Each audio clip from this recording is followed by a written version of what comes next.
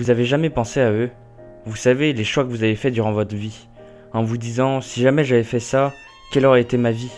Comment les choses se seraient-elles déroulées? Salut tout le monde, aujourd'hui on se retrouve pour l'épisode 6 de la cave à manga. Et aujourd'hui je vais vous présenter un anime que j'ai récemment découvert par un pur hasard et qui vaut vraiment le détour. Donc aujourd'hui je vais vous parler de Yojuan Shinwa Taikei, ou aussi connu sous le nom de The Tatami Galaxy.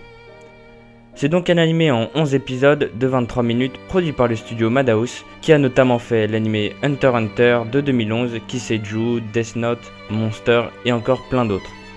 L'anime est dirigé par Masaki Yuasa. Il a notamment bossé sur l'excellent Ping Pong The Animation ou encore Kaiba, ce qui explique ce style d'animation si particulier que j'évoquerai plus en détail dans la suite de la vidéo. C'est à la base un livre écrit par Tomihiko Morimi entre 2005 et 2008. Tout d'abord, je vais vous présenter les personnages. Il faut savoir que l'histoire se déroule autour de 3 personnages principaux, qui sont Watashi, le personnage principal, qui est un jeune étudiant vivant dans un tout petit studio faisant la taille de 4 tatamis et demi. Vient ensuite son meilleur ami, Osu, qui lui est très bizarre, ayant une sorte de sourire de monstre. Il dit être lié par le destin avec Watashi. Et enfin, nous avons Akashi, qui est une jeune fille, ayant une personnalité très réservée et étant une personne très difficile d'approche.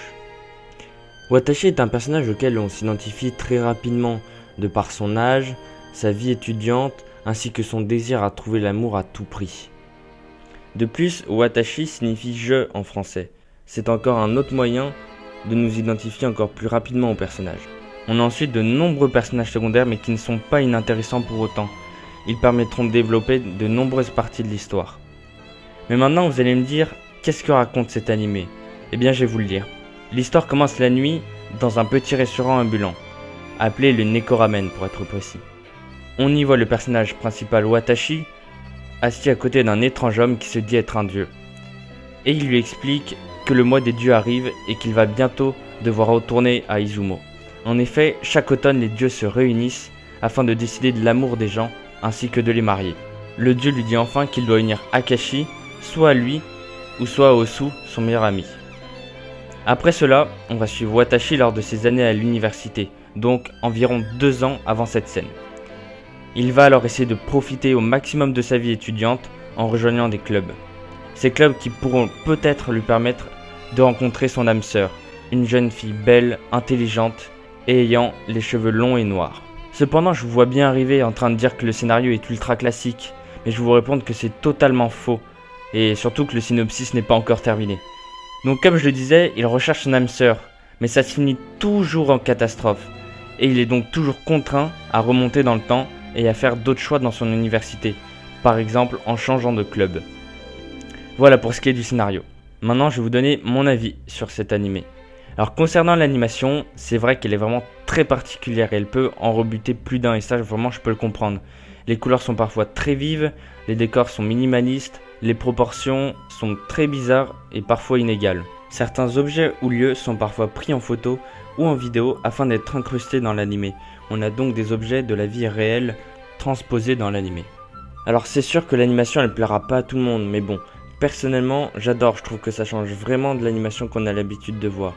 Après, il faut savoir que l'animation reste quand même tout de même très propre, les mouvements des personnages sont super fluides et très bien faits. Maintenant, concernant le scénario, je le trouve tout bonnement excellent. Il peut toucher tout type de personnes, remettant alors en question les choix que l'on va faire ou que l'on a fait. Il peut sembler assez répétitif aux premiers abords, car chaque épisode retrace un choix de club différent, et donc sa vie universitaire est toujours différente. Le seul truc qui change pas, c'est sa relation qu'il a avec Ozu et Akashi. Comme dans chaque épisode, les choix de Watashi changent, et le scénario lui change aussi. Cela permet donc de développer tous les personnages, tant les personnages principaux que les personnages secondaires, et je trouve cela très intéressant. Cela permet de connaître toutes les caractéristiques et côtés des personnages. Pour ce qui est de la musique, je la trouve vraiment magnifique. Elle colle parfaitement à l'ambiance de l'animé, l'opening et l'ending sont tout aussi géniaux. Mention spéciale à l'opening fait par Asian Kung Fu Generation que je trouve vraiment magnifique. Chaque personnage a son propre thème, avec pour Watashi un thème plus mélancolique, Osu un thème très inquiétant et pour Akashi bien sûr un thème très envoûtant et très calme. Il faut savoir aussi que les doublages sont super bien faits, surtout celui de Watashi.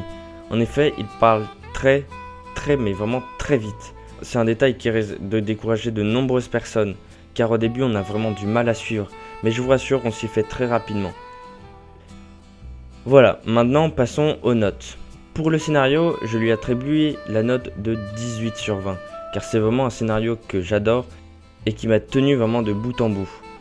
Concernant l'animation, alors c'est là le point où ça va peut-être déranger certains, mais je lui mets la note de 19 sur 20, car je trouve que c'est vraiment une animation qui change complètement des animés qu'on a l'habitude de voir, et ça vraiment j'aime bien. Et puis elle reste quand même tout de même très fluide et super bien faite. Et enfin, pour ce qui est des musiques, je mets la note de 18 sur 20, car les OST sont sublimes, les seiyuu font un travail de fou, notamment pour le personnage de Watashi, et les openings et endings sont sublimes. Et enfin, la note finale, je vais lui mettre un 19, car comme je le dis souvent, l'animé parfait pour moi n'existe pas. Mais cet animé restera de mon avis un chef-d'œuvre, à regarder de toute urgence, mais vraiment de toute urgence. Une fois que la vidéo est finie, vous foncez aller regarder le premier épisode, et je vous le jure que vous n'allez vraiment pas le regretter. Donc récapitulons, Youjuan Shinwa Taikei est un animé avec une animation non conventionnelle mais qui n'en est pas moins magnifique, un scénario excellent, des musiques qui collent parfaitement avec l'œuvre, des personnages très attachants.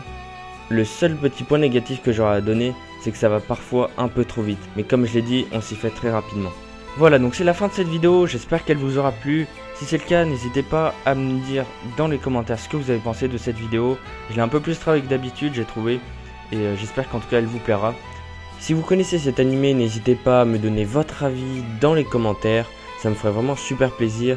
N'oubliez pas de vous abonner à la chaîne si ce n'est pas déjà fait, ainsi que de me suivre sur les réseaux sociaux, donc Twitter et Facebook, tout ça c'est dans la description.